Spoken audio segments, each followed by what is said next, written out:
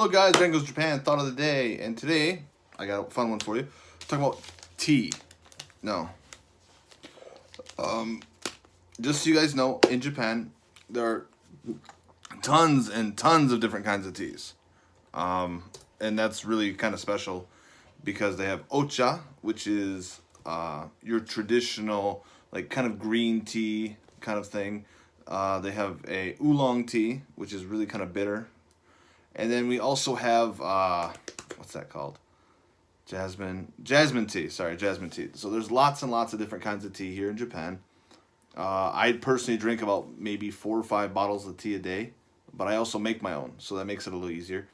But living in Japan, you're going to often have no other choice but to drink tea or water when you go out to eat, drink, or anywhere here in general. So with that being said, I figure I kind of go over a little bit of a tea talk with everybody when they come to Japan. So your traditional tea here is matcha, also, which is green tea. So green tea comes in 2 different kinds. It comes in a powdered form that is most commonly bought at the store, boiled, and then served at a restaurant. There's a sushi place here that actually does really good green tea. It's really hot. I like cold tea, so it's not really my thing. So there is different kinds of matcha, which is green tea. They have the powdered form with the bottled form, which is a little different. It's a little, I would say, a little more bitter. When you go past that, you have oolong tea, which is more like a barley kind of flavor to it. They actually have a barley tea here as well, but not, I wouldn't say it tastes that good. It's kind of like drinking unrefined beer sometimes. It's not that good. It's a little bitter, not a lot of flavor to it. It's okay. Oolong is good. If you want something a little bit healthier, it's a little lighter than I would say than green tea is, but it's very common here in regard to that. But the coolest thing is about that, sorry, I'm trying to like multitask here as I'm doing things as normal. With that being said, you have also jasmine tea. Now, jasmine tea is very common in vending machines, but not in restaurants. I don't know what the reason is for this, why it's like that, but jasmine tea is a little bit harder to come by in stores. Restaurants, unless they have like a drink bar and things like that. With that, I'm adding a with this because this is a very big thing here in Japan. Unlike most Western countries, I would say like Australia, Europe, America, maybe Mexico, when you order a drink, it's unlimited refills. So here in Japan, that is not the case. Tea is and water is in most cases, but if it's a special kind of tea, then you will be paying every time for that drink. And your drink's about this big. I'm not kidding. It's really small. It's really tiny. It's annoying. That goes for pop.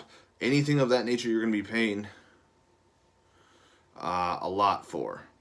And I mean a lot. I've actually spent just in, I believe I was at a restaurant buying like soda, and it was like, I think maybe like 600-700 yen, so $6-7 for like 2 refills, and it's just nuts. It's terrible, and it's dumb. I don't understand why they do it here, but that's the way they do it.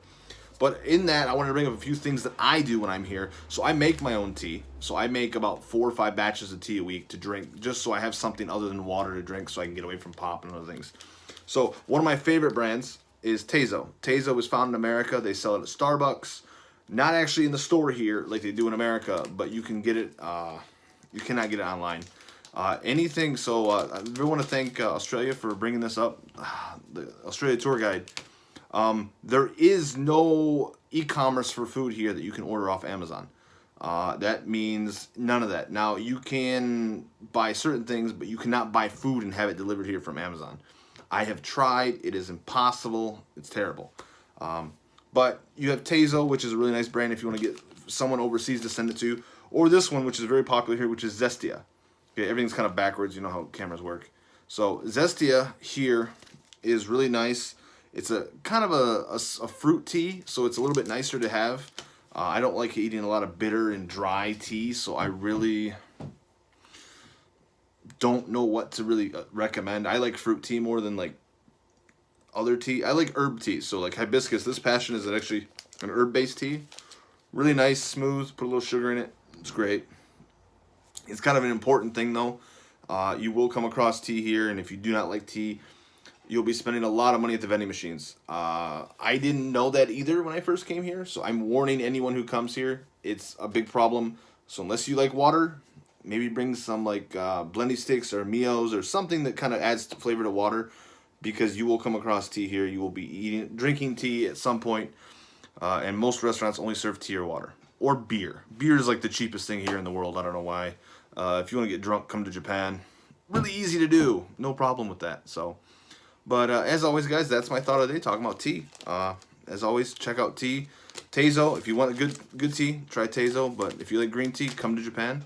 So, yeah, guys, give me a like, thumbs up, comment, subscribe, all that fun stuff. And I'll see you guys all in the next video. Later, guys.